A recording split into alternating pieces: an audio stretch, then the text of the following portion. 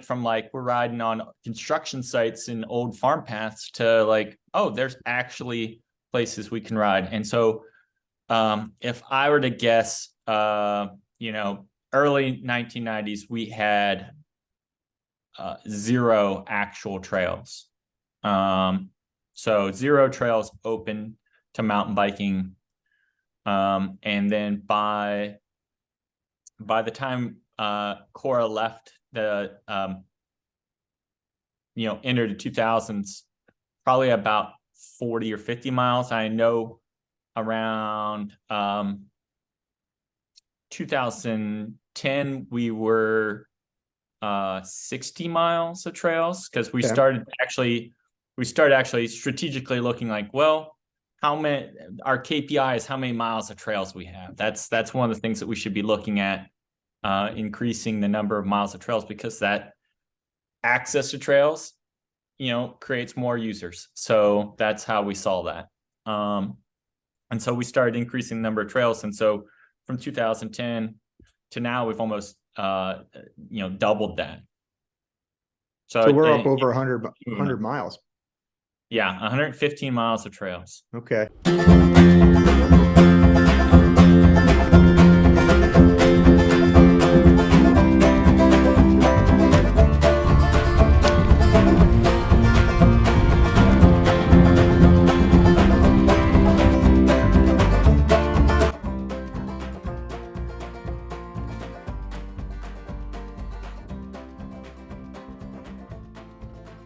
Right. So all the magic happens here. We're going live, sort of. All right. Done. 3, 2, 1. Hello, and welcome back to Pedaling Squares, where we talk about all things endurance training and endurance sports from a master athlete's perspective. I'm very pleased to have Jason Reeser on the podcast. Jason is a husband, a father, a mountain biker, a road cyclist, a gravel cyclist, an entrepreneur, an owner of Reeser Outfitters for the past 22 years, and an owner of Trailhead Coffee, both located in Newport, Kentucky. And he is the current trail development coordinator for CORA, which is the Cincinnati Off-Road Alliance. And it's not just based in Cincinnati, it's a Northern Kentucky, Southwestern Ohio organization, but we'll get into that. Jason, I have it on good information that Jason is equally at home in a suit and tie in Washington, D.C., in the halls of Congress, or operating heavy equipment in Carhartt overalls. But I'm sure you prefer the Carhartts over the suit and ties. Am I wrong about that? Oh, yeah. No, it's nice to be outside. That's for sure. Well, thank you for joining us. I appreciate your time.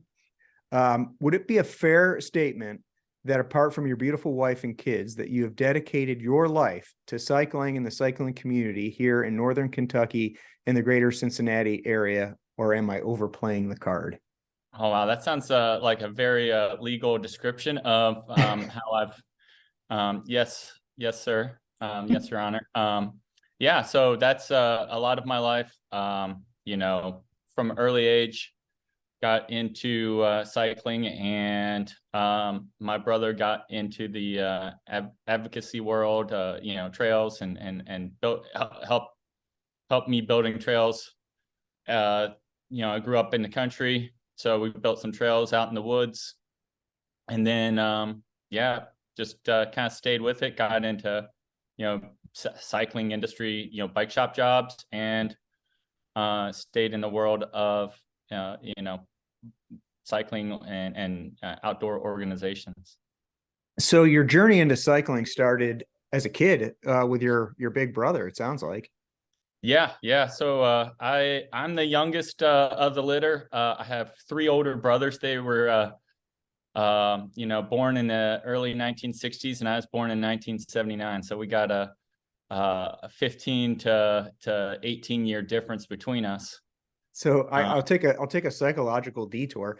You and I, it sounds like, grew up in a generation where you could find where all your buddies were based upon where the bikes were laid out in the front yard of whatever neighborhood we were living in. Yeah, it's true. For me, I people say, well, when you start biking, and it's like, well, when I was kindergarten, I rode my dad came out to the bus stop with my bike, and is a quarter mile back to my house. He came up there with the training wheels removed. So Here's how you're getting home, son. I had to ride home. So was it uphill both ways? True beginning. That was a bad joke. I asked if it was uphill both ways. Oh, it was actually. Yeah, there was a big hill in the middle of that quarter mile. Well, you grew up in Northern Kentucky, didn't you? No, I grew up outside outside of Milford in Claremont County. So okay. I got you. So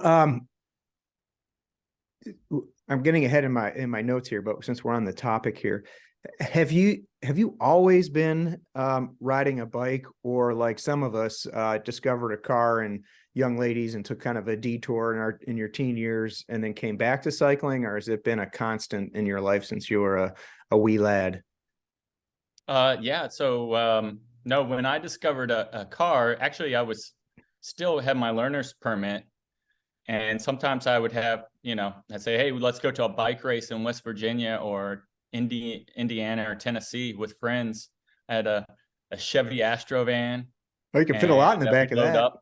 And usually there'd be, someone that at that time you could do that. There's a lot of laws that have changed, but at that time, if I had a friend that was over 18, I remember that they could act as that responsible driver, and we could take off and then switch drivers, all that stuff, drive overnight, go to bike races. And then so I put down like 15,000 miles on my temps going to bike races. That's cool.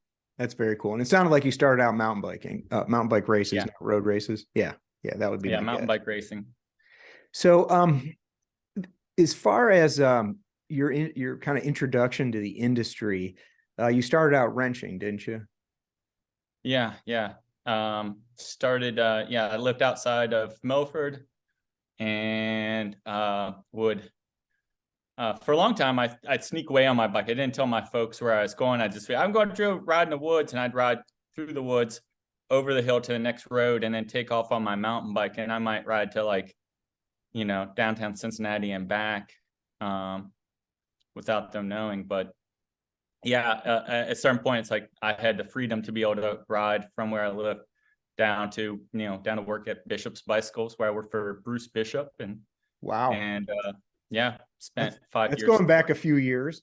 Uh-huh. If I'm not mistaken, that is the oldest bike shop in Ohio, or maybe the oldest bike shop in the Greater Cincinnati area. I've looked for info, and I think it might be. They do. I think they now claim the oldest in the U.S. It might be the oldest in the world. Wow. It's hard to figure that out, but I saw ledger books that had been destroyed since there was some flooding get destroyed, but ledger books from the 1880s, like 1887, 1888, that had the accounting records. Wow. Going back that far. So pretty interesting story. Yeah, that is an interesting story, but you don't work for Bishops anymore, so we're going to talk about Reeser Outfitters instead. Yeah. So when's the light bulb go off over your head that I can run a bike shop and not necessarily do it better than Bishops, but I can make it work, and I'm going to go after it? Yeah. Bruce Bishop and Julie Bishop, that is a family business, and they made it look easy. They didn't use any computers. And so I was, taking courses in college and business and whatnot, and just learning about different practices and things that you could do with checklists and computers, and realized like, oh, I think I could do this. And so, right after my second year of college, started working on trying to get my Reeser Bicycle Outfitters open. Oh, so this was something that it was part of your career plan. You had gone almost into college knowing this is where you wanted to land. Not at all. Okay. Correct me. Yeah. So I went to college for my mom was a engineering director at General Electric, and I had a brother in machining, and thought that I would go into, engineering. And boy, that there's a lot of math there that I didn't agree with. Or it didn't agree with you. Yeah, especially like some of the hardcore chemistry courses. So then I flipped over. My brother was Jeff was a graphic designer, and I switched over to DAP there at UC, and that was going okay. And I was doing some business courses during the summer and as my electives, and I really took off on that direction. And those professors would teach you about, like, out of the textbook about 5 to 10% of the time, and the rest was just talking about life experiences and reading out of the newspaper. They'd pull up current events and talk about how malls were going to start closing and how people would start Wow. moving towards the urban core and different things like that, and using examples in different cities. And so it's like, oh, well, that means that people start shopping downtown Cincinnati and Newport. And so that's a little early to it, but jumped on that ship. And now we're seeing tons of development downtown and urbanization. And we're going to talk about development in the context of CORA, but I don't want to get ahead of ourselves because I'm not good with detours. I never know how to come back to the road that I was on. I'll take you off on tangents all day. We're a dangerous pair. So taking you back to the bike industry, and you and you've been in it. I've been in it in the sense that I've been buying bike stuff for lots of years and riding bikes. Is it a fair statement to say there really isn't such a thing as a medium-sized bike shop? And what I mean by that is, I would define a small bike shop as a shop that has a single location versus the large, either internet-based companies like the Competitive Cyclists of the world, or a multi-location bike shop. I don't see anything in between. And why is that? It's been becoming fairly rare. So Montgomery Cyclery is maybe one of the only ones I can think of, in this part of the country. And what happened was, in the late 90s, early 2000s, most bike shops closed. 2/3 of bike shops closed.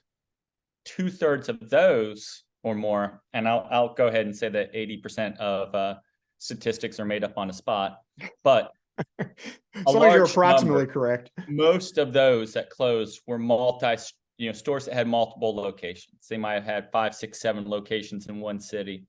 You had a lot of things like that in Chicago. You had, all over the country. And one of the reasons was that with the multiple locations, as cycling became a more technical sport, and people, kind of demanded more expertise. Mm-hmm.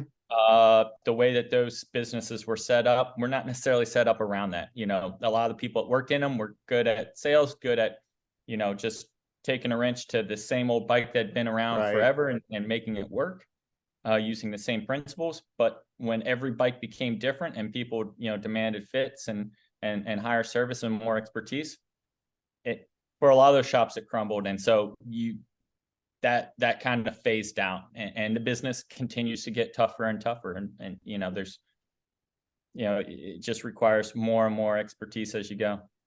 It brings up kind of an interesting point. Is it, or maybe I'm re-articulating your answer, but we're seeing more specialization in smaller bike shops I don't want to call it to hit a niche, but to address customers that are demanding higher service levels with regard to bike fits, higher service levels with regard to kind of maintaining the bike and keeping it rolling. And then most of all, demanding kind of higher quality, higher end cycling machines to ride on, whether they be mountain bikes or road bikes.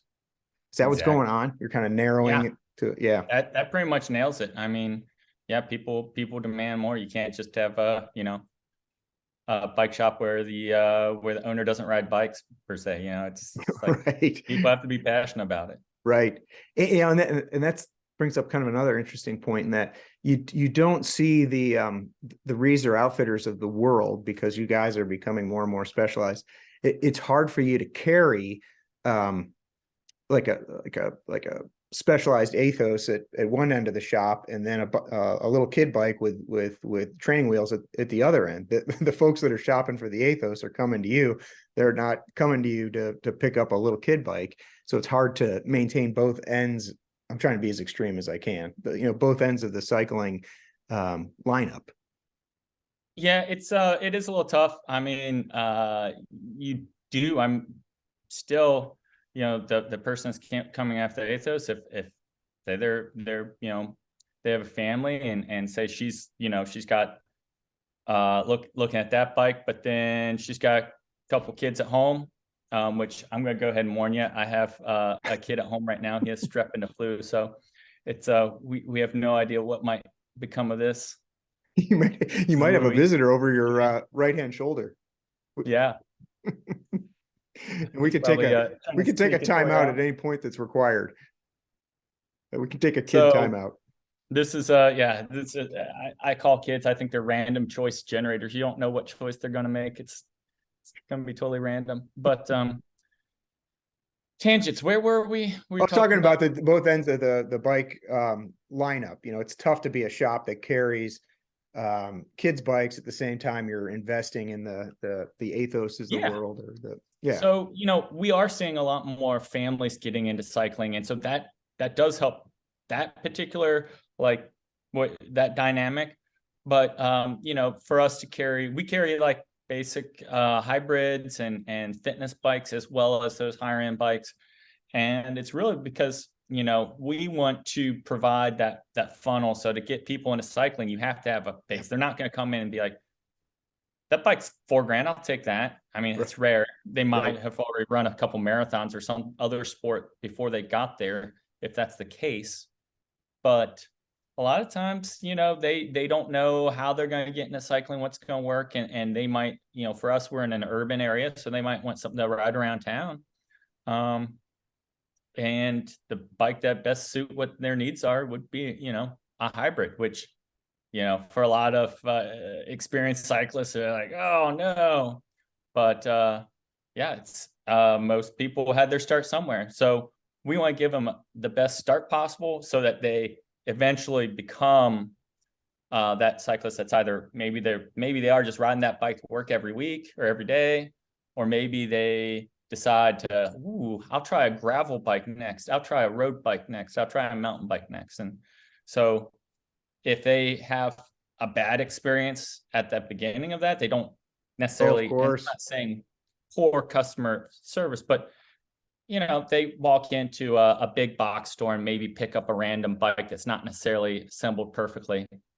And they don't realize what a nicer bike can do. So they don't realize even a base level mountain bike could take them through the trails, England Idlewild Park or East Fork.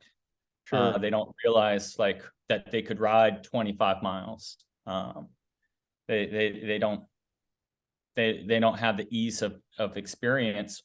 It doesn't fit them right, and the seat's not the right height. So they're always their butt's always sore. Yeah, if a bike doesn't fit, you're not going to ride it. I mean, that's just a truism. If someone's knees start hurting a month in, they're going to be like, I don't want to destroy my knees. I'm out. And it might just be because no one ever set their saddle height right. So I think there's a lot of importance to being a good entry point to cycling. And so that's why we've stayed with having some nice entry level bikes. Yeah, because you gotta establish the funnel and then get them in, and then hopefully they fall in love with the sport, and up the price point ladder they go.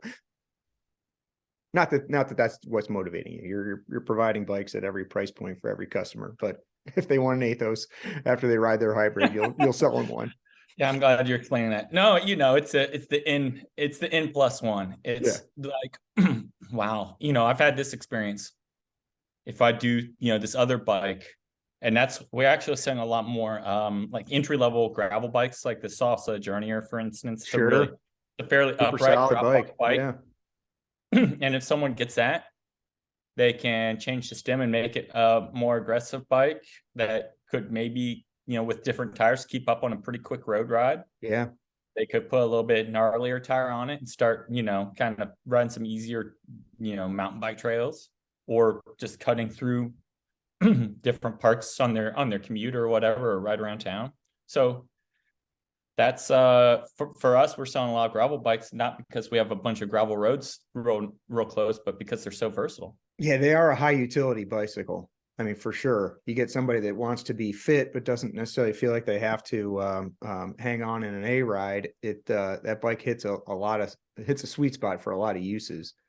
Right. So I'm going to come at it. So we're talking kind of micro here, meaning the small bike shop. I want to talk about some macro trends in the industry. You may recall that we may have just had a pandemic, and that pandemic may have had an impact or two on the bike industry. Fair statement. Yeah, a little bit. So Yeah, we're kind of coming true. out of it, but we can look back on it and learn a few things about supply chains and the effect of a pandemic on supply chains. And I was thinking about that when I was putting some questions together here. And would it be kind of out of bounds to say that there are bikes that you sell that would have parts coming from at least 3, maybe as many as 5 different countries into the manufacturer before they get hung on the bike and out to the bike shop? Oh yeah, for sure. Sometimes I have customers that, someone, especially like someone just like walking through the shop and they're like, well, where's this bike built? And I'm like, well, it's built in 7 different countries and it's assembled, partially assembled in this other country. And then it's made right here in Northern Kentucky. Right, finished off. Right. So yeah, it can be a lot of different hands are part of that bike. Yeah, and it got snarled up big time during the pandemic, and Yeah. it could, I'm envisioning a scenario. I don't know if it's true, where if you wanted to buy a bike frame in the middle of a pandemic and hang your old parts on it, that wasn't too big of an ask. But if you wanted a bike assembled as it appears in online in the lineup, that got to be a problem. Shimano, for example, I think they had a boat, a ship off the shore, like catch on fire or sink or something, and that was like everybody's derailleur system for like 6 months. And when you basically have the Shimanos of the world, the SRAMs of the world, and to some extent the Campanolos of the world, if they get snarled up, that has all kinds of follow-on effects for bike manufacturers and bike shop owners. Yeah, it was, demand was through the roof. I think that was the biggest thing. If things had been the same, they would, even with like a container or whatever full of parts going up in flames or sinking or whatever, but there were so many pieces of it with the demand of people finally, taking some time out of their lives and kind of reconsidering their priorities. And so, yeah, we saw a lot of bikes like slowly disappear from availability. And then when they did come back, it seemed to never be enough. And it also, then especially the nicer the bike is, typically there's different places that make, the very best derailleurs, the very best spokes, you want the best spoke, you're going to get from Belgium or Switzerland, Right. So you're going to have to ship that to where you're building the wheel, and then ship that wheel to where you're building the bike. And the people that make the best tires might be over here, and the folks that make the best saddles are over there. And so pieces can come from a lot of different places to create a bike. And so that shipping thing that got snarled up, that definitely got snarled up. You had, if one factory shut down for a time, that would stop production. But then on the other hand, we had demand was through the roof, and so we were selling a lot more bikes than normal. And the ability to get even repair parts became diminished, especially in 2000. Just getting a chain. People were like, oh, you thought 2020 was bad. Wait until you see next year. And we're like, yeah, whatever. You're going to catch up over the winter. And they caught up a bit, and then it was all out. And we'd tell customers, well, if you can find that chain for your bike, go ahead and buy it and we'll put it on. We'll put it on for you. Yeah. Or we'll order one for you, and we'll try to find one, and it might be a little while. And so we had customers that would wear chain, 2 or 3 months in, or have no tires for their bikes. Things like that would happen, that like we at one point had no 700 by 25 tires for 2 months. A lot of that happened. So it would be like, well, here's a spare one that, was half worn out. Yeah.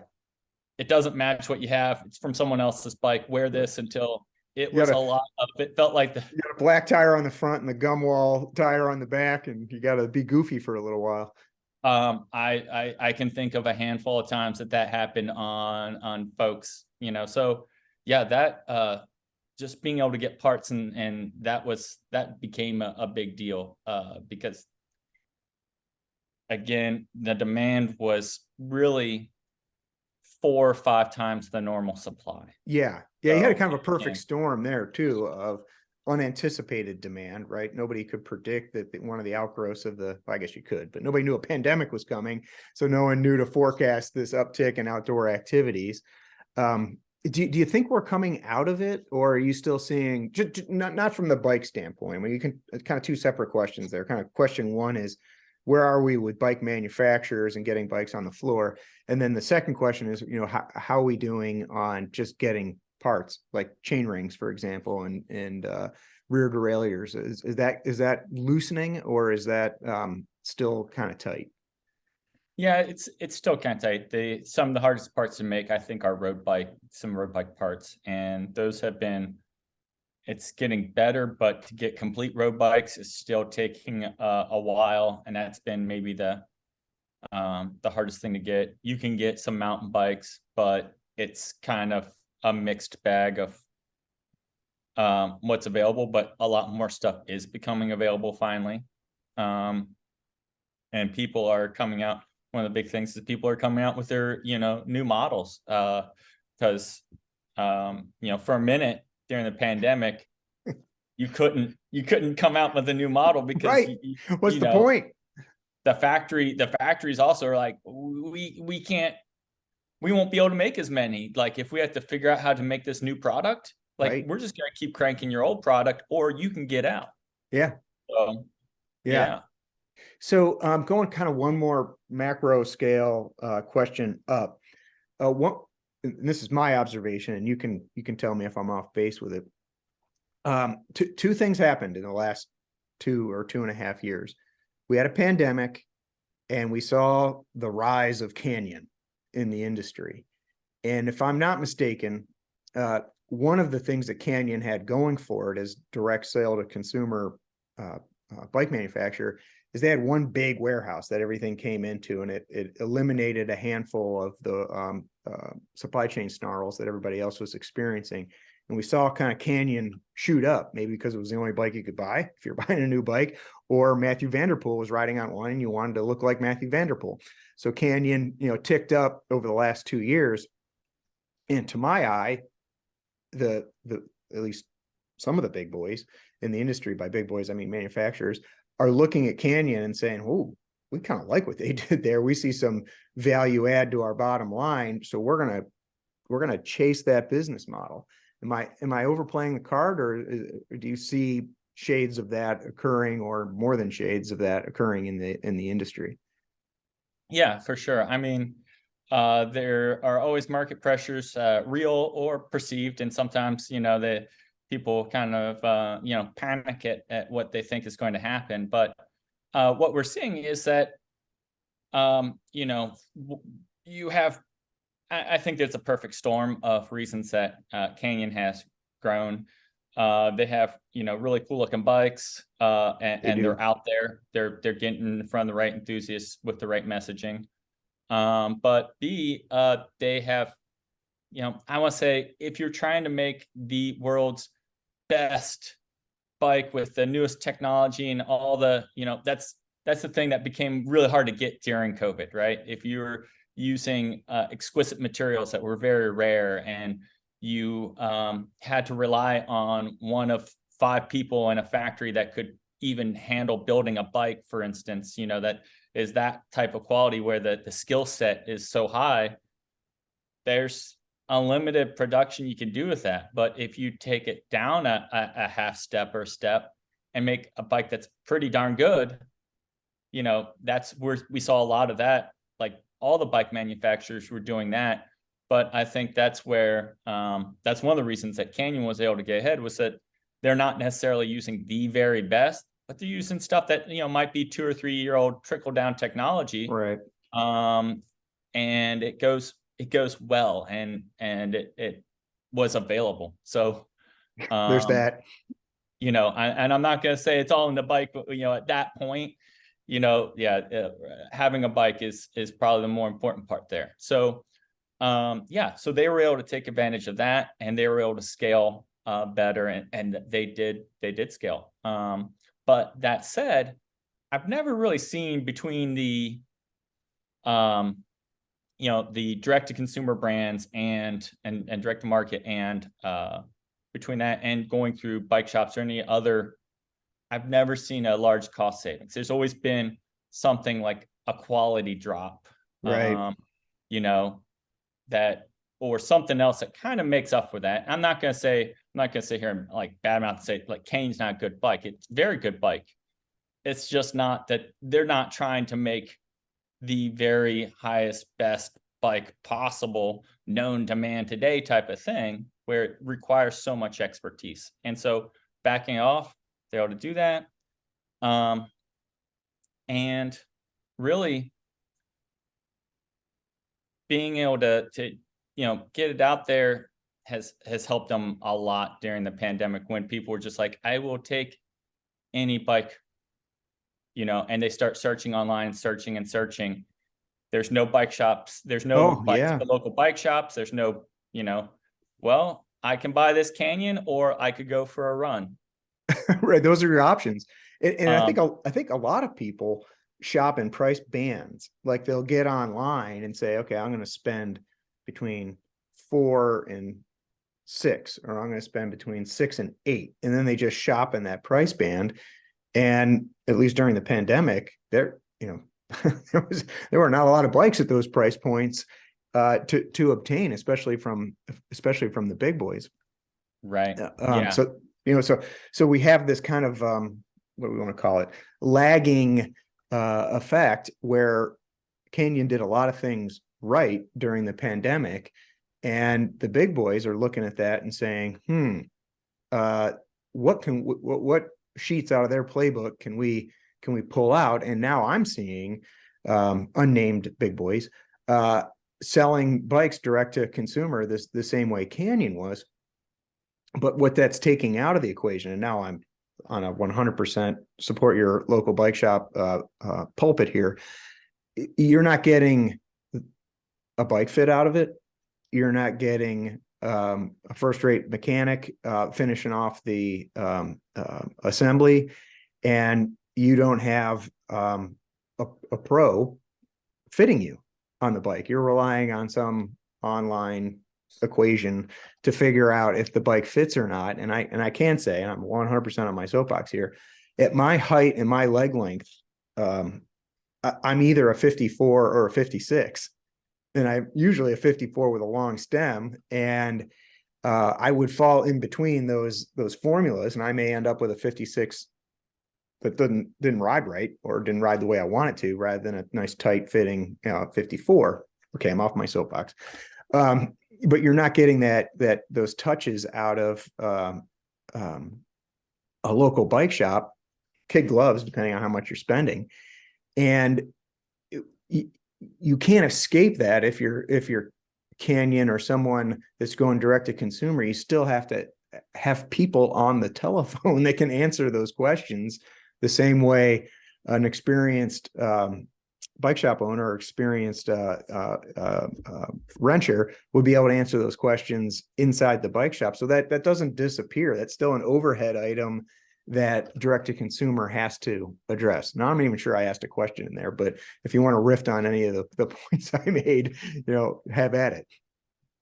Yeah, and I think that's exactly right. So what we've had with the improvement of bike shops over time, and the staff at this bike shops, having access to more educational materials and learning more and more and different courses to really know a lot more about, bike fit and bike mechanics, and the amount of time it takes to really get someone to be able to work on bikes and have it come out right every time. It's not like used to be, spend a month in a bike shop and you're going to be pretty good at it. Now Not even close. Spend a month in a bike shop and you're going to be assembling the kids' bikes. Yeah. So, and someone will double check and still have to show you how to do things. So it's there's a lot of that. And for me, I've just never seen in any industry where direct to consumer ends up in just there's always, some loss there. And it seems like maybe, because if you're going direct to consumer, you do have to do some of that work. So you are picking up some of those pieces. And sometimes that can be more efficient, with a small local business of passionate people. Yeah. Lean and mean, right? Versus trying to find somebody that's willing to sit on a telephone rather than a shop floor to answer questions about bike fits or the difference between SRAM Di2, or excuse me, Shimano Di2 and SRAM Red. Like, people have opinions on that, and you're going to get them on a bike shop floor, but you might get a more measured response over a telephone and a scripted, if you even get a scripted response, because that's an overhead item. Taking care of your customer. It's either overhead in your employees, or it's overhead in staffing call centers and that sort of thing. But it's an observation that I've made. I don't know if we're going to see the canification of the big boys in the future, or we're going to kind of default back to the state of affairs before the pandemic. But it's certainly, I think we could agree, it's an outgrowth of the pandemic, and the industry is reacting to it, kind of digesting it. We'll see where it ends up in 5 years. Yeah, for us, I think that, and the big thing is you have to meet people wherever they want to be. If they want to be shopping online after work, late at night or something like that, and just find that bike and get it going or something, you have to be there that way. If they want to chat with someone in the bike shop, it's a good point. Like we've added chat to our website where, someone can start chatting on the site, and it starts beeping at the computer at the bike shop, and someone, there starts answering questions. Yeah. And can show, different parts of the website. So someone that kind of wants to, they're not serious, per se, like they don't want to like come in and like have that, they feel the perceived high pressure sales, but they want to ask their questions, or maybe they have some very specific things they want to find online. I mean, I've used chat with other companies, so people are coming to expect that. And we also have the ability to text straight to the bike shop phone number, and it does the same thing. So people can, learn about their service and text back like, yeah, that sounds good, make it happen. Or, if they have our phone number programmed into their phone, they can just text a question and not, it does make things more complicated for you. Yeah, but the software is the things that are out there. It's complicated to set it up, but once it's going, it's, Yep, you're right. You got to meet the consumer where they are. Not everybody's 50-something years old and wants to walk into a bike shop and talk to a human being, but maybe my bias is coming out. So we talked enough about the bike industry. Let's talk about CORA. Okay. So let's talk about the history of CORA and some changes that it's had over the years. If I'm not mistaken, it's kind of a mid-90s, maybe 1996 foundation of the organization. So talk to us about, kind of from a historical perspective, where it came from, and then we'll talk about where it's going. Yeah. So back in the mid-90s, there were a lot of, especially that you had IMBA was becoming more popular, in the International Mountain Bike Association, and people were starting to organize basically clubs and chapters to advocate for access at parks, because for the most part, a lot of Well, hold on. Well, hold on. We may have some listeners that have been were born in the 90s, or God forbid maybe in yeah. the 80s, right? So talk about the state of affairs. That's what I was getting at. Yeah. You couldn't. Sometimes, on a road bike, you'd be pulled over by a police officer and say, "Hey, you got to get on the sidewalk with that thing." They wouldn't even know the laws with regards to that's still occurring, by the way. But please proceed. And B, on the park side, a lot of folks are like, "Oh, these mountain bikes are horrible. We can't have another use in the park. What about, who knows?" And so they became illegal in basically any park inside of Hamilton County. They're illegal in many places throughout the country. So coming back to get access and to realize like what had to be done to have sustainable access was a big thing that IMBA was created for. And then from that, let me step on your toes. Chapter, but let me step on your toes. What is IMBA for the uninitiated? What is that an acronym for? Oh yeah, I said earlier, but yeah, IMBA is the International Mountain Bike Association. Okay, so they're at the top. They're the umbrella internationally. They're at the top, advocating for access for creating messaging and really putting some thought behind things. I want to say since the late 80s. Okay. And originally more California and Colorado based, but now there's chapters throughout the world. CORA was created, I think they were inspired. A lot of organizations were inspired by IMBA, and they came up with their own organization with a cool acronym back then. And so, but one of the big things was, there was no access in Hamilton County, no access in Cincinnati parks. People were having their bikes impounded if they tried using them on a trail. We're about to have a kid enter the room here. What's up, Louie? You need? We can take a Louie break. What you need? Grab everything you need. All right. Get a coat. He's got roller skates. Oh, that's important, man. He's getting outside. The sun's out. Yeah, the sun is out. It's like it's going to rain this afternoon, so yeah, good on him. So you were taking me through this. So these are organizations, and so CORA, people are like, hey, we have to organize if we want access to be able to ride. We got to fight for our right to party. Amen. And so they start working on trying to get access in Mount Airy Forest. And then, basically 25 years later, we have it. Yeah, that's all it took, a quarter century. A quarter century. So, but it's very, it's educating land managers about sustainable trails and the best practices, and getting, a full, everyone using the same terminology and understanding.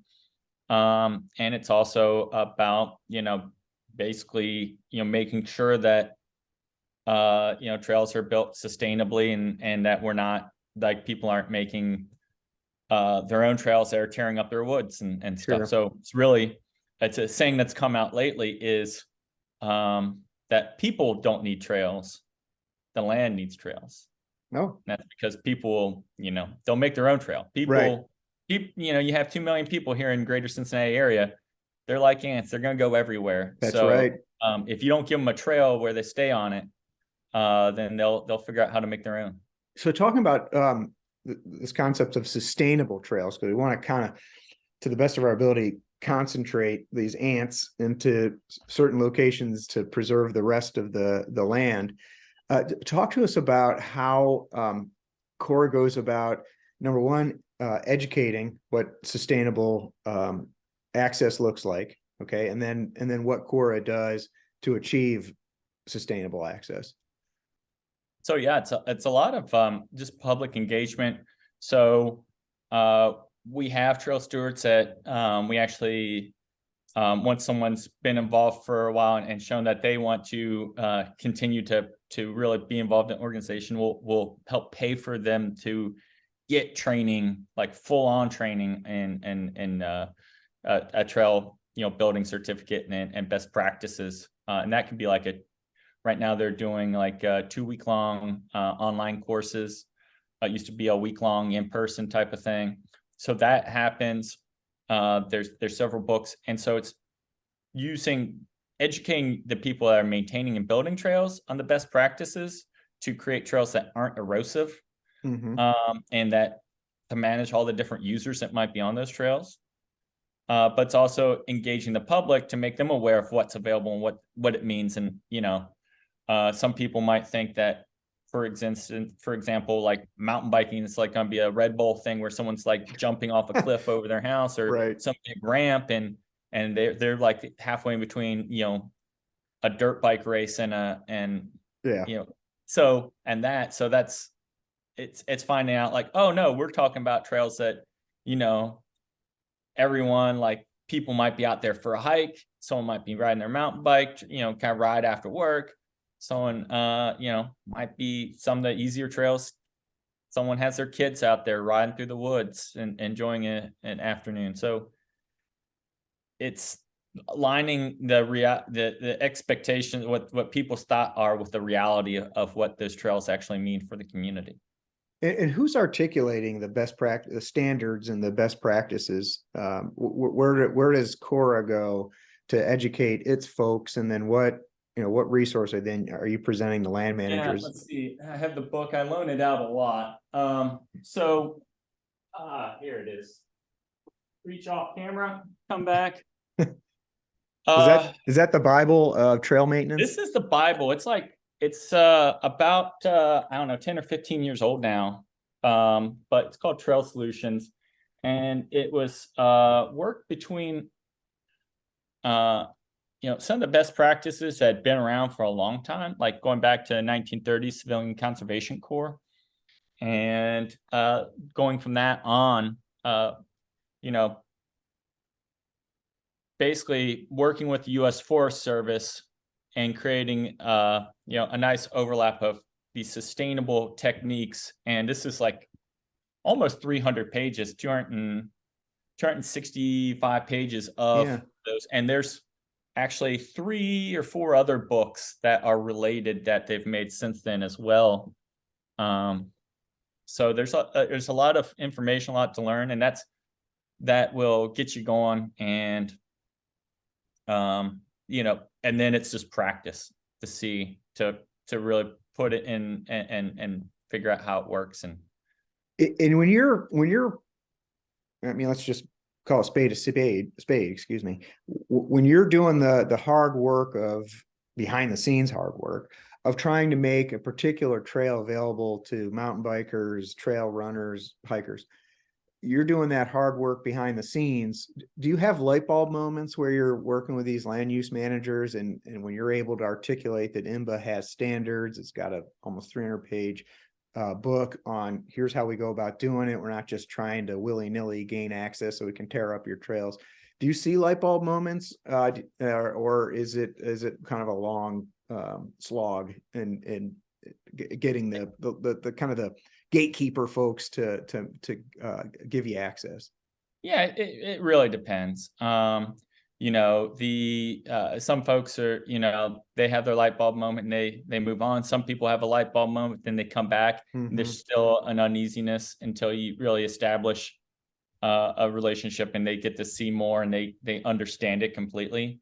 So, still, if we're doing all the guidelines and everything's working out, but someone doesn't understand everything that's happening, then they might still, not understand it and not feel secure with like, oh yeah, let's make these trails open, because they just don't understand all the finer points, and it takes someone getting involved to do that. So either, some organizations are just like, yeah, we've seen this work in other communities. What you said makes sense. And I can call around and let's go ahead and do this. Yeah. Check your references. Another park director up in Cleveland, and they said, yes, Cleveland Parks is having a great chance, the great engagement, and it's working out. Let's do that here in Cincinnati, but other times it's like, people still have a hard time with it. And so it's trying to, I would say by and large, most of our land managers in the tri-state area here understand trails at this point, at least the ones that have trails and that are working with that. And you've seen that. I mean, you've been at this for a long time. I mean, you've seen that shift from the late 80s, mid 90s to current. I mean, this is a multi-decade effort, and when I don't want to put words in your mouth, but you're seeing a softening of, or not softenings of the land's the wrong way to put it because there's a pun in there, but you're seeing a more openness to CORA's efforts in our parks in the tri-state area than you saw 2 or 3 decades ago. Yeah, it's definitely there with a lot of parks, although still trying to work with more partners in the urban core, and it's just tougher. But we definitely, Lebanon, Ohio, for instance, has built a bike park with trails, with paved pump tracks, with different skills courses. And it's widely used. And even like our urban, we have an organization called Adventure Crew here in Cincinnati that gets urban teens into these outdoor experiences. But right now they're basically driving out to Lebanon to use the bike park. Which means they need to buy bike racks and large vans if their family's not equipped with Astro vans like you had growing up. That's right. Yeah, they're not. Well, now you can only have one kid with their under 16 in a car or something like that. So, you can't get like the good old days in an Astro van go mountain biking. Right.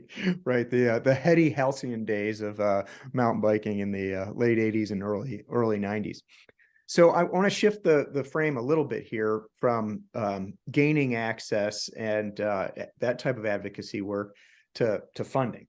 Okay, because this stuff doesn't, well, let's back up. So CORA, the name would suggest it's just limited to Hamilton County or Cincinnati because it's Cincinnati Off-Road Alliance, but it's much broader than that. We're into Indiana and Kentucky, correct? Yeah. So what's happened is it's truly become an alliance over the years.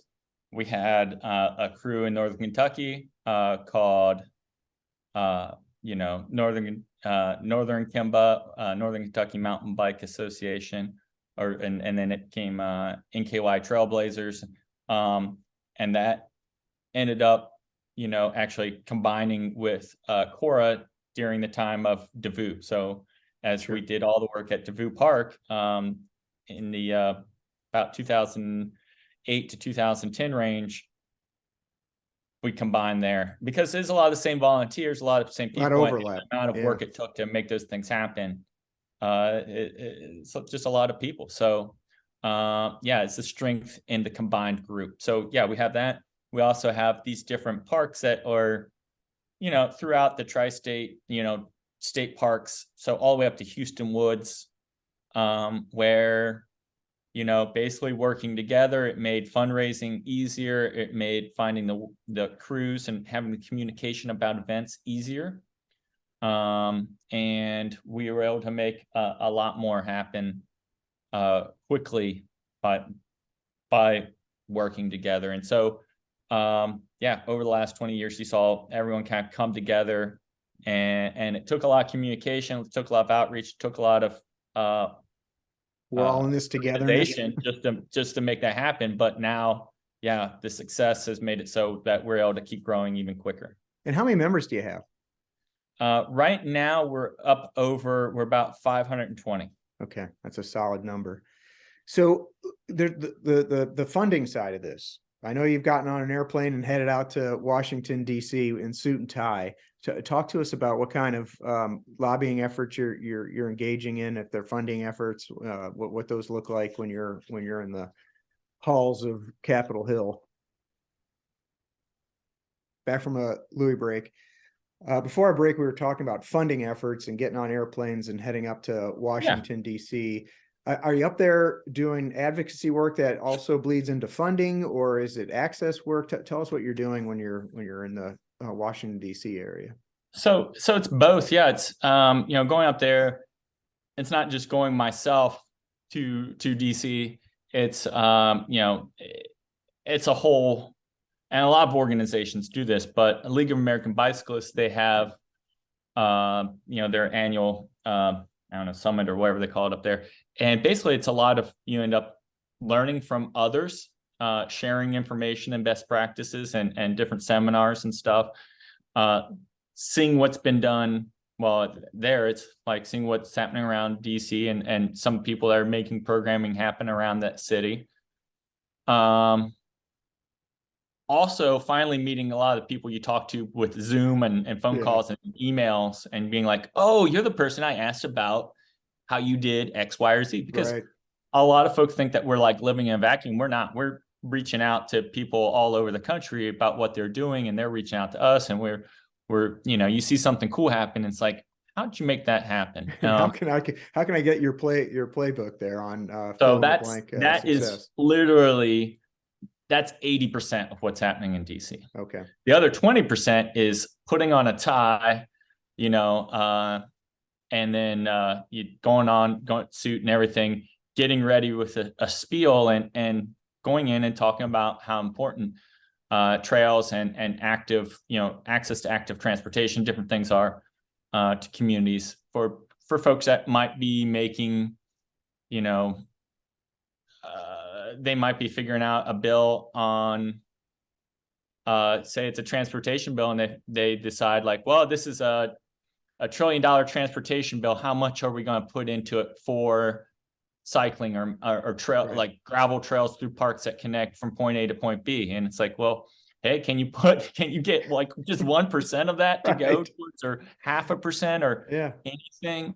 And so, by being there, making sure that message is across, and sometimes with your local, and that's going to take us time to build to the point where we're really understanding to that degree, but we've got that at the state level, is saying like, hey, representative or senator, we have this project that could use funding, this type of funding.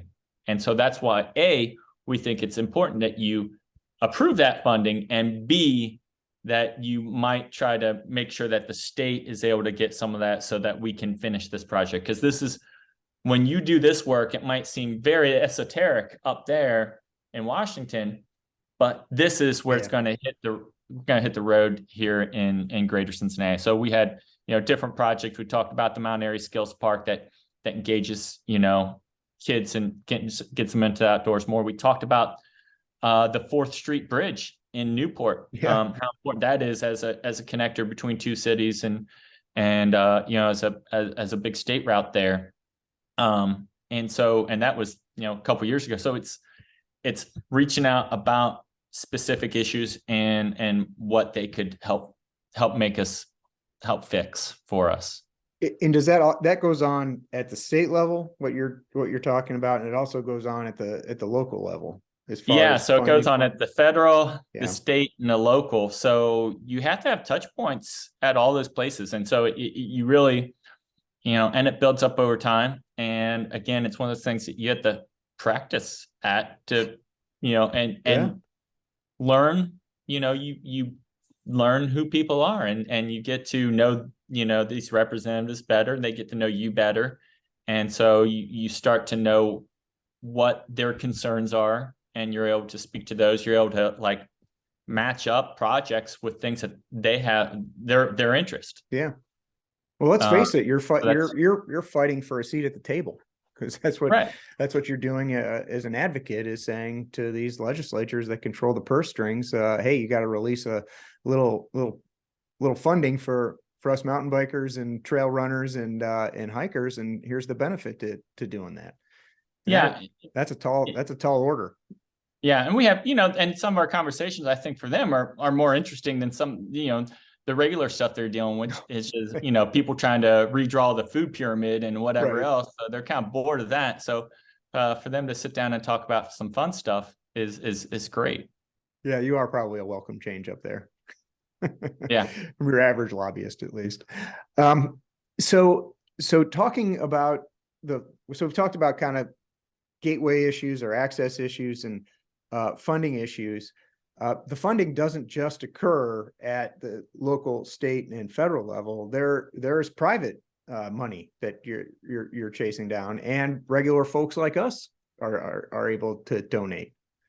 That's right. So, when we get federal and state funds, and sometimes it's state funds or federal funds that are, given out through the state, or even through the county. And so there's different methods like that.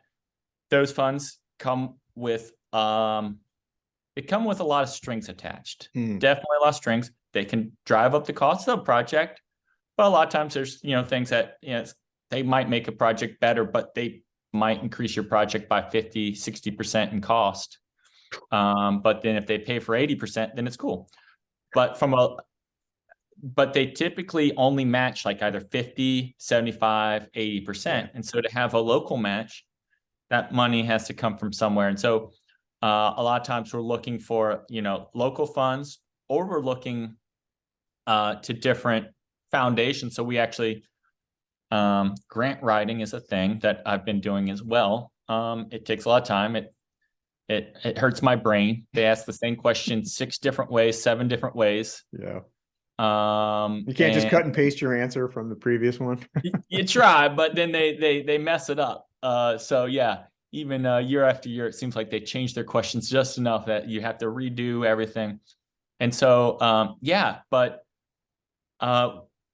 we've been able to make a lot of projects happen by showing community support that then might even leverage some public funds. So for example, Mount Airy Skills Park, we had that project.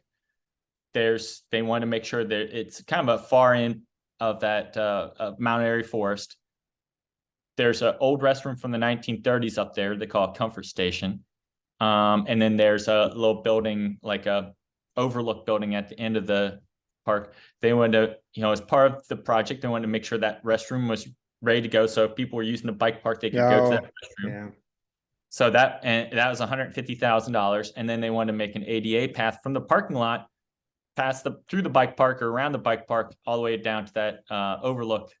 I don't know what you call it, just a nice little picnic shelter type of thing. Yeah. So, which is also important. So that was $250,000. That took and then the bike park and the trails itself were $250,000. So we have a $504,000 project at that point.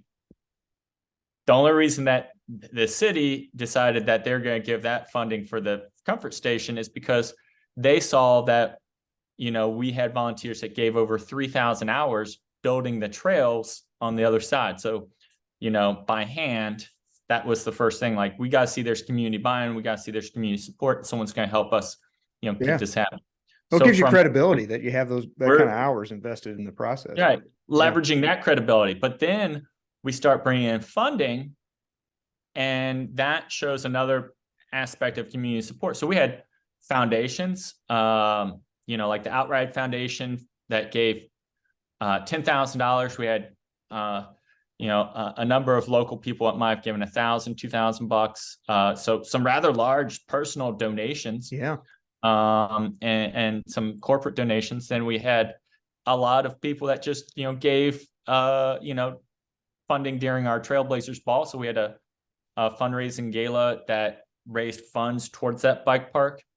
And so it shows like all these hundreds of people have put their money where their mouth is. Yeah. And then the city, and so at a certain point, we were up and working with the Cincinnati Parks Foundation as well. They were able to find funding. And so all that showed like, hey, there's enough people that want this to happen, and they've put money into it. And then the parks went ahead and matched the rest to get that built. So we were able to raise $100,000 through various directions, and then they came with another 140. So Cincinnati Parks is basically covering most of the cost of that, but they wouldn't have done that had they not seen all the different community support touch points from that. And let's talk a little bit about how folks can help. If you're not already a CORA member, obviously 1, you can become one. 2, if you go to the CORA website, you'll find donation opportunities there. And then 3, you you can, like you said, put your money where your mouth is. You can put some sweat equity into trail work. And if I'm not mistaken, the website has a sign up capacity for folks that want to do trail maintenance.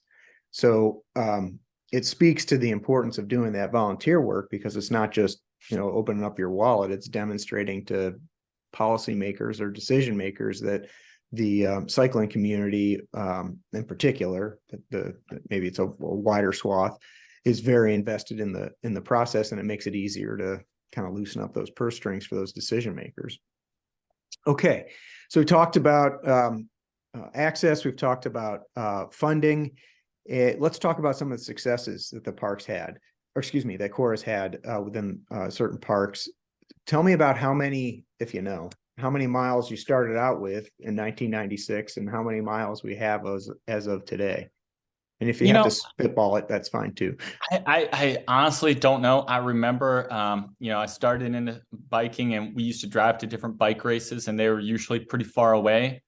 And as a teenager, all of a sudden there's a bike race at Houston Woods. Yeah, it's like, oh, that's close. Oh, there's a bike race over there at, was it Harbin Park? Yeah. Caesars and Creek. then there are lots of bike races there. There's events here and there and East Fork and everywhere. So all of a sudden it went from like, we're riding on construction sites and old farm paths to like, oh, there's actually places we can ride. And so if I were to guess, early 1990s, we had 0 actual trails. So 0 trails open to mountain biking. And then by the time CORA left the entered the 2000s, probably about 40 or 50 miles. I know around 2010 we were 60 miles of trails, because we started actually strategically looking like, well, our KPI is how many miles of trails we have. That's one of the things that we should be looking at, increasing the number of miles of trails, because that access to trails, creates more users. So that's how we saw that. And so we started increasing the number of trails. And so from 2010 to now, we've almost, doubled that. So we're up over 100 miles. Yeah, 115 miles of trails. Okay, that's a lot of work. Plus, there's a lot of bike parks and stuff, and we have some partners as well that have taken on to start managing their trails mainly themselves, like Boone County and England Idlewild. Mm-hmm. They do have some volunteer days, and we do help them with events a lot. Instead, they're like, hey, they had their trail manager. Mark is out there, and he's been, making their trails better and keeping them maintained. And so what we do is we have, kids on bikes events where get kids out there riding. We have, some of the Nike crews get out there. We have, different things to engage more people to use those trails instead of spending our time digging there per se. That's still at the core of your business model, but it can't be avoided. Yeah, so it's a little bit different idea of like how volunteers' time is spent. So, and we're looking to do that more and more. It's like, if we can get more into programming, get people involved, and let the parks, this is a park asset. CORA doesn't own any trails, and that's one that so. They're all shared. They're publicly owned properties and stuff. So, you're more of a steward than you are. You can't maintain something you don't own. You can only steward it and then hand it back to the owner. Right. Yeah. So talk to me a little bit about the skills parks. That may be something that a casual listener, not that I have too many of those, or viewer, may not be familiar with. How's a skills park different than a just access to a bike trail, and what goes into one versus the other? Yeah, so that's a thing we've wrestled with, like how many miles is a skills park worth in our KPI there, because it's not about miles at that point. It's about this experiences. Right.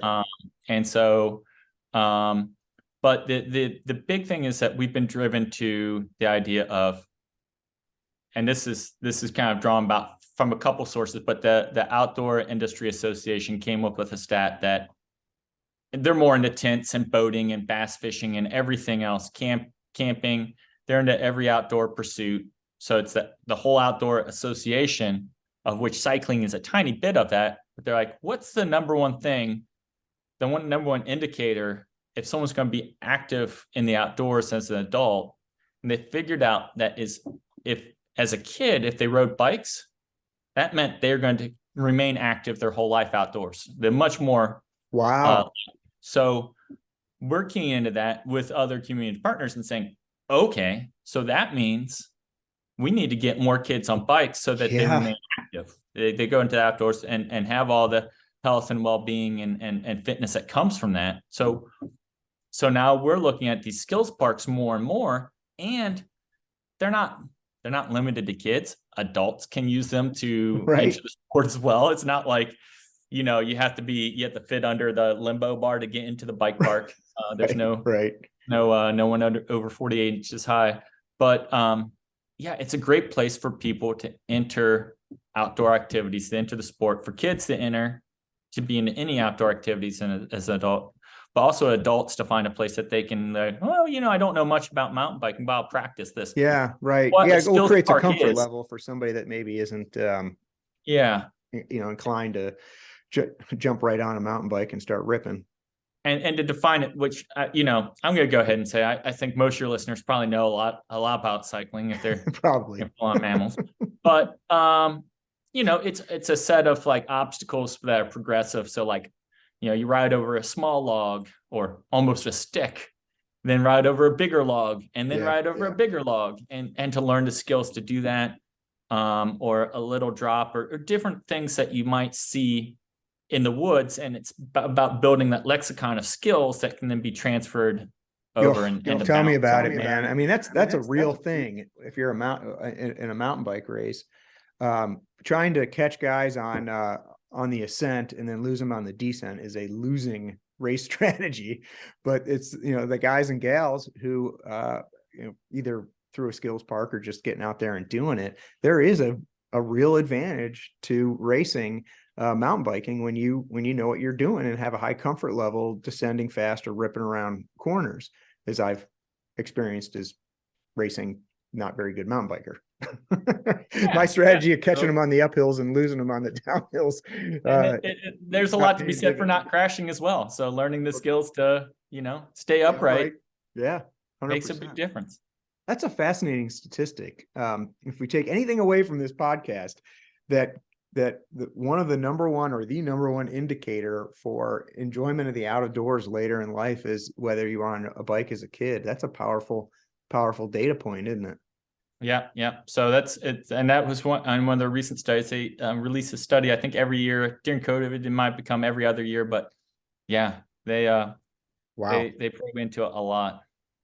Okay. Couple final points here. You guys are 100% nonprofit 501c3. So from a donation standpoint, is it a fair statement that most of the money that comes in is matching money, meaning somebody saying, yeah, we'll give you this very large sum of money, but you got to go out into the community and chase up another 50% or another 25% to finish the job off. Is that about right? Yeah. And it might be that we're chasing, the whole job. We have to make it all happen. So, we pick up, 20% at a time from big donors, and for us, we've really started into this aspect of it more recently. So in the past, our organization worked on $5,000-$10,000 a year, maybe. And a lot of that went to trail tools and building little bridges and things like that in the woods and just lumber cost. So a lot of those low costs. And now we're like, okay, we're going to actually focus on trying to get bigger grants to make bigger things happen, to bring in professional trail builders that create, better trail experiences. So You've come a long And way in a relatively short period of time. Because I'll just say, I can remember when CORA was established, and it was just like, "Hey, can we get on the trail, please?" yeah, that was it. Like, so it's really kind of reinventing ourselves over and over. Yeah. And so now we're pushing, and I would say that we kind of started that in 2019 with our party in the park at DeVue Park. We had DeVue Good Foundation helped us in creating an event and making that happen. And it was a great fundraiser. And we're like, okay, we can actually do this. The community will support us if we try to raise funds for these types of things. And so now we've been pushing on multiple projects because, projects take a long time. Like, they do. People don't realize that too. So instead of like doing one and then, that takes 4 years and then we start the next one. Yeah, you Why got to not stagger start them. on 3 or 4 of them and we just kind of push them all along. And I'm really happy that we have 3 projects coming to fruition, really 4 right now. We've had a beginner trail at Caesar Creek that includes 8 bridges that make it so the trail's level. You don't have to go in and out over. Yeah. So there are a lot of drainage swales at Caesar's Creek. Yeah. So it's right by the campground. So if someone comes out of the campground with their kids, they can go ride that. That was great. We had, so that those bridges are made to US Forest standards. They're each, $1,000 or more. So that took a lot of work, and B, a lot of money just to make that happen. On the other hand, we have the Mount Airy Skills Park. It's fully funded, so it's going to go to construction. We have DeVue Park Trail expansion, the phase 4 of DeVue Park. So raising funds from that 2019 party in the park, and we had all the money together, but it didn't go to couldn't go out to bid. Yeah, the city couldn't do it because that trail crossed into Fort Wright. And so those 2 cities had to get an agreement together, and they still haven't. So we're just avoiding that part of the trail and building the rest of it. But that's going to be built now. And so I'm really excited. Those are coming to fruition, and we're at like over 85% of phase 1 of the Nighthawk Bike Park at Nagel Elementary there, or Nagel Middle School there in Anderson Township. That's going to be there's no real skills parks on the east side. So that'll be a great place right there. It'll be open to the public outside of school hours. So all these different things and coming about. Yeah. And they have a long life cycle. And that's something people have to understand, is that, like, to your point, I'm just re-articulating it here, is to make these things happen, you have to view them through the lens of a process that's not going to take 6 months. It's going to take up to 5 years to get from idea to execution. Are there any other projects you want to shine a light on before we talk about upcoming events? Yeah, so we've been working on a kind of a regional trail system in the Little Miami River Valley. So think about the Little Miami Trail, Ohio to Erie Trail. It goes from by Lunkin out past Milford, Newtown, Milford, and farther. We're looking at a lot of breweries on that route, by the way. 2 right there. So we're looking at trails that start where the Little Miami, the mouth is there at the Ohio River, and make neighborhood connections, and also are in that riparian zone along the river. So it's a braided trail network, meaning you can ride on that pavement, or you could go off of it and have a different experience into the woods. And that's what the concept for that, we've been thinking about that for a while. Some crews out there that like Bill Cordy, that built the trails there in Milford at Terrell Park. So this concept's been out for a while, and then to see the success that they've had with the Razorback Trail in Northwest Arkansas, which is basically Bentonville and the other cities right there, like Rogers and such. They all banded together, made that Razorback Trail, and that Razorback Trail has neighborhood connections that are natural surface, dirt or gravel, or they have like little swoops and fun things that a kid could ride off and have a little fun while their parent rides the pavement. It helps to have, doesn't it help to have one of the largest retailers on the planet be run by a couple cyclists? Yeah. So, it's funny because, you get someone that shines the light, like, here's what's possible. And then everyone kind of turns and says, oh, we could do that. Yeah. We could do that better. So that's the direction we want to go. Hopefully we can do that better. But we're working on and well, better in the right ways. You're not trying to show up Benton, Arkansas, and the boys at well, now they own Rafa. They still own Walmart. Do I have that right? Is it Walmart? Walmart owns Rafa and a couple other yeah. So, but yeah, locally. So we've had the planning for that went out, and it was just to have two experts come to town to work with the different municipalities and city parks and all the land managers, and also look at the land and find out what's where possible. You could build sustainable trails and make it a high quality. And we're happy we got a very significant contribution from United Dairy Farmers and from the Harold C. Schott Foundation to pay for that planning. So we're going through that planning process right now, and this summer we'll have a plan in hand to start working off of. Does that have an industry term? Because I'm visualizing like a family going out, and mom wants to stay on her hybrid, or dad, and Junior or Sally wants to rip a trail, and you can both go in generally the same direction, and one gets to do one thing and the other gets to do their thing. Is there a name for that? Yeah, it's called braided trail. So braided, okay. You just think of different trails braiding in and out. Yeah, there's that makes trail sense. braiding, which is a negative connotation. That's where people build their own trails next to the trail, and you have braided trails that like people are trying to avoid mud holes or splitting off whatever kind of user built. That's a negative. We're trying to avoid trail braiding, but braided trails are trails that were made on purpose to give different experiences and take a different route each time. Okay. Now I do know you have an event coming up at Mad Tree Brewing in March. That's right. People want to check out CORA, meet some CORA members. Tell us what that's about. Yeah, thanks for bringing that up. We have a great working board at CORA. So the folks who go on the board, they put a lot of sweat equity and time into making things happen. They're not just a lot of both.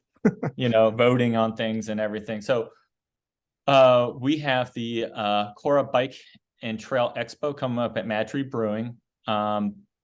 They're really, Mad Tree's a great partner to work with. They're part of 1% for the Planet. Yeah. And so part of that is they're giving us an enormous space that they normally rent out to, putting on this event, doing some fundraising, but also it's going to allow us we're highlighting all the outdoor and trail destinations that are either in this area, like in Cincinnati area in Northern Kentucky, or within a 2, 3, 4 hour drive.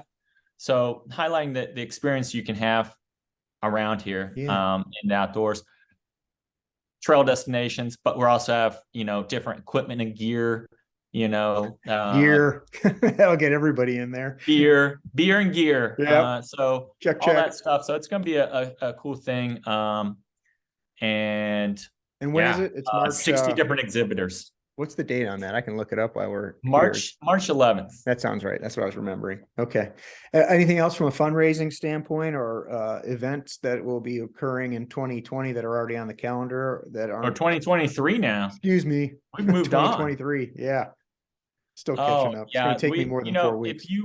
If you go to coratrails.org, CORA trails.org, of course, you can sign up for our email newsletter at the bottom. That's the best, easiest way to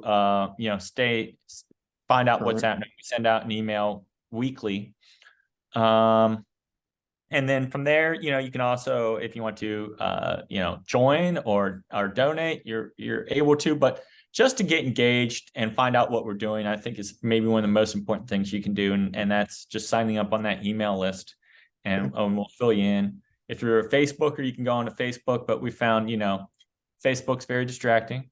But we still try to get our message out there through Facebook and LinkedIn and Instagram and stuff. But yeah, the email, newsletter, everything in a digest right there.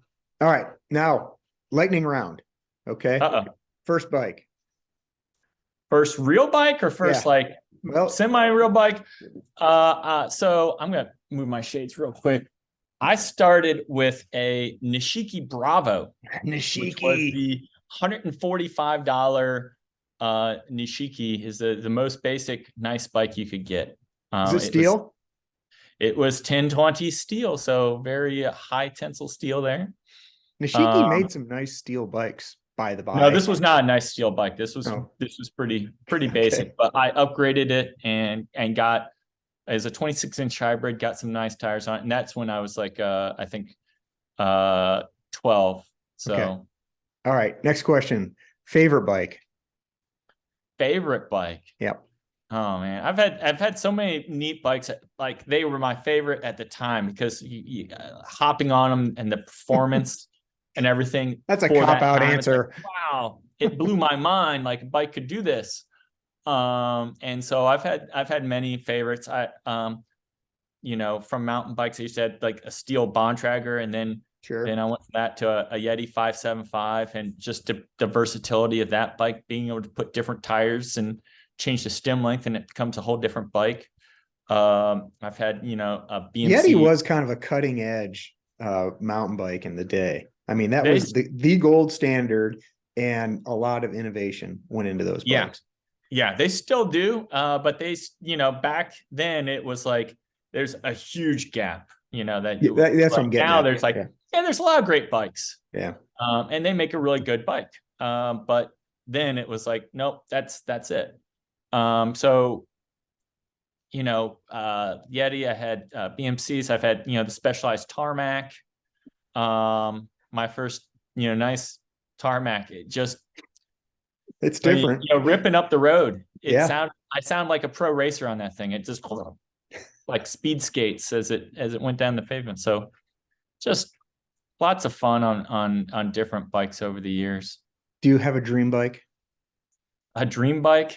It's kind of hard for a bike shop owner to have a dream bike because you have access to everything.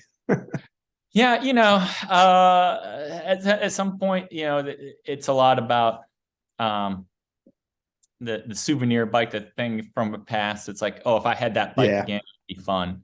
And then you get on it and ride it. It's like, oh my gosh, how did I ever control this thing?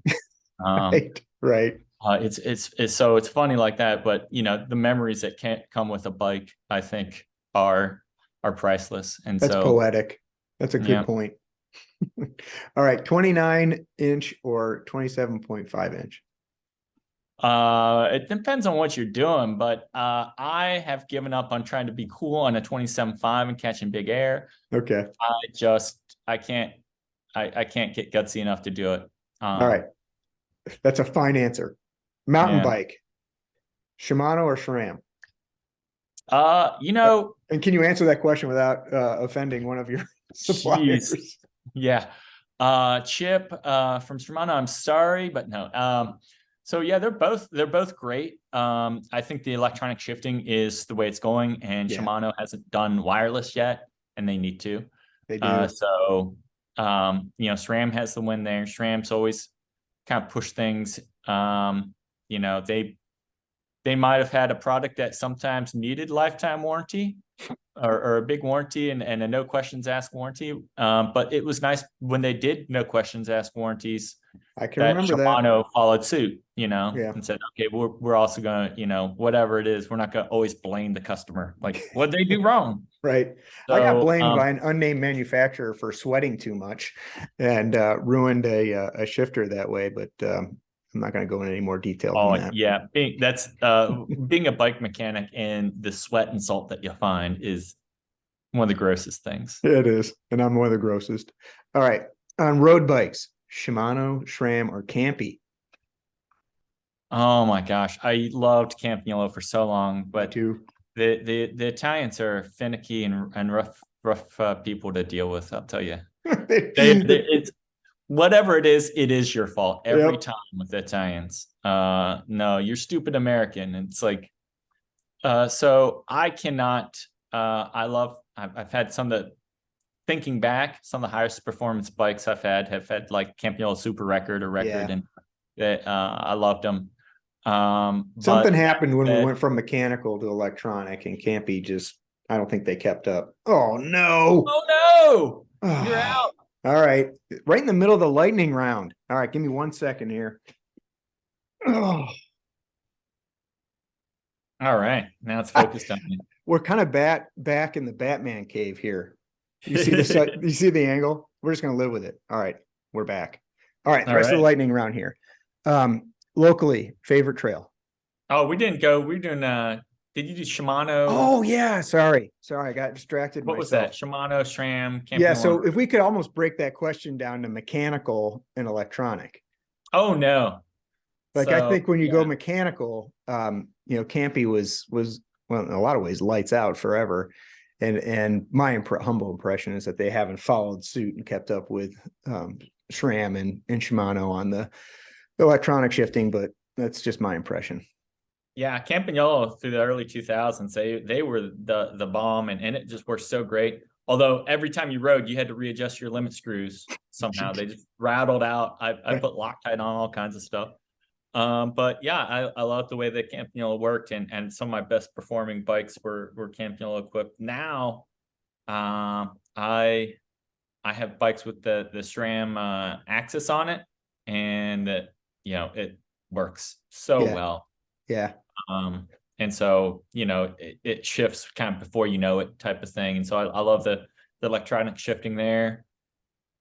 Shimano has a neat feel. They kind of taken a different perspective. SRAM, clicks, it's almost like clicking a mouse, how quickly it shifts. Yeah. And it's just Shimano's like, we want you to,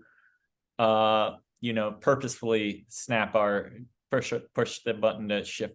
Yeah, I would describe it as more nuanced than SRAM. You do a SRAM shift and it's just bang. It's there, it's done. You've made a shift. It's a more elegant shift when you're shifting with Shimano. Okay. Yeah, so it goes back and forth. Now you've gotten a preview. Next question. Favorite trail. Favorite trail? Yeah. Anywhere or locally, or what? Where is this? Locally, within CORA's jurisdiction. I love riding at Mount Airy. I love riding at Davao. The elevation is You a lot like of fun. climbing. What goes up must come down. But on the other hand, if you want to go down the trail, you have to go up. And so sometimes I don't feel like a full pull at Davao. And so being able to rip around a loop at East Fork, or even Terrell Park, and just riding up and down and stopping by a brewery along the Little Miami Trail, you can't beat for that. a more leisurely ride, skipping some stones out in the river. Yeah, you're always earning it at Davao. There's no way around it. You definitely have to earn it when you have to do those hills. So yeah. All right. Last question. Hardest trail to get built within CORA's jurisdiction. Hardest trail to get built, like either access and maintenance, or just build it outright. So yeah, I would say the building intermediate trails is really easy. Building beginner trails is tough because you have to manage the grade. You have to make it easy. So that means you have to. That's why 8 bridges at Cedar Creek, which you would think is a fairly flat place where we did it, but still took a lot of work. And then the more advanced trails, people, the big flow trails you have to have equipment, and getting equipment like digging in your yard with a mini excavator or something. Almost anyone could do that. That's, it's not that tough, but getting it through the woods without it flipping over and working on a grade most of the time, right? Yeah, that is an art, and that's a skill, and that is something that that the people that do that are well worth their money, because once they're done, a lot of times you can't even tell they had equipment back there. Yeah. And it drains so great. But from our perspective, we are looking at trying to create a fully interconnected trail system. So augmenting what we have with the Crown in Cincinnati, which is Cincinnati Riding or Walking Network, we want to spread that out and have trails that reach out into different neighborhoods and communities and different opportunities, and hopefully, maybe have another Davoo quality here and there and different parks like that for the more experienced riders that want that mountain bike type feel. Right. But also just like, places, say like in Madisonville, for example, to go up part of the Duck Creek with a trail or whatnot to create more neighborhood access. So that, I think, is going to be a big nut to crack, but we're pushing on and doing little pieces at a time. Right now, we're working on a little trail on Aylesboro Avenue in Cincinnati. It's 215 feet of trail, but once it's finished, it'll show like, hey, we can start making these little connections. They're natural circuits that are different. But yeah, for sure, the hardest trail has been Mount Airy Forest. Okay. Because it took generational change.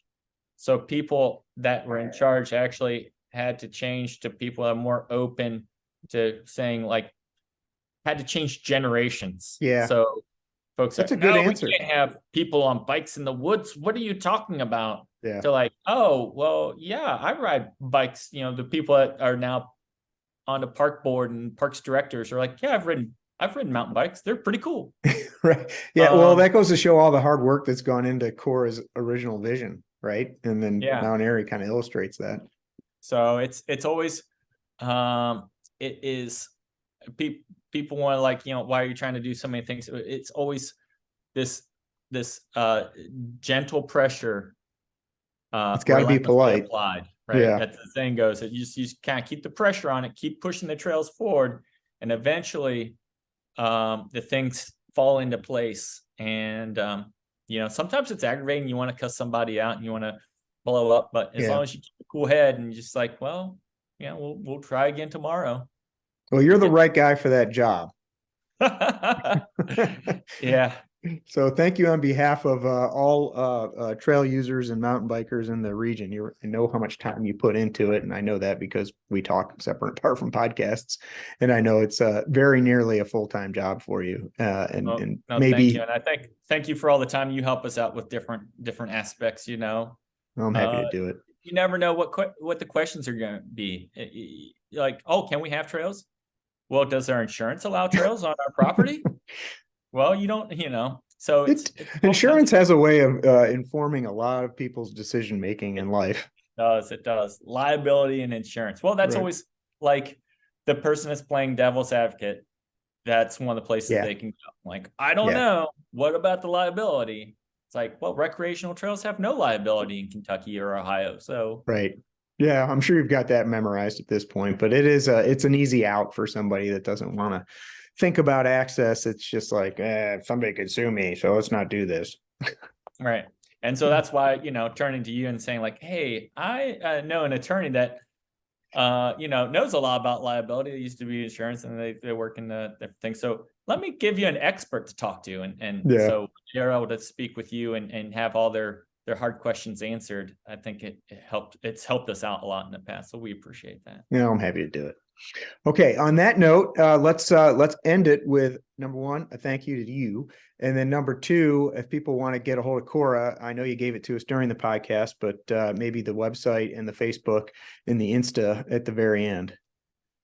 Oh yeah. So our website, CORA MTB, like mountain bike, or CORAtrails.org, CORA trails.org. You can also, our Facebook and Instagram are both at CORA MTB or just CORA MTB. So Facebook / or Instagram / however you want to get there, and you can link up with us. Don't forget, I think the big way that you can find out what we're always doing is, we have a communications coordinator, Michelle, that is making sure to get an email newsletter out every week with all the events and things that we're doing. So sign up for our email newsletter at the very least. You can always cancel that. But yeah, we have lots of good info in there. Yes, you do. Okay. Thank you again. And we'll call it a night or a day. All right.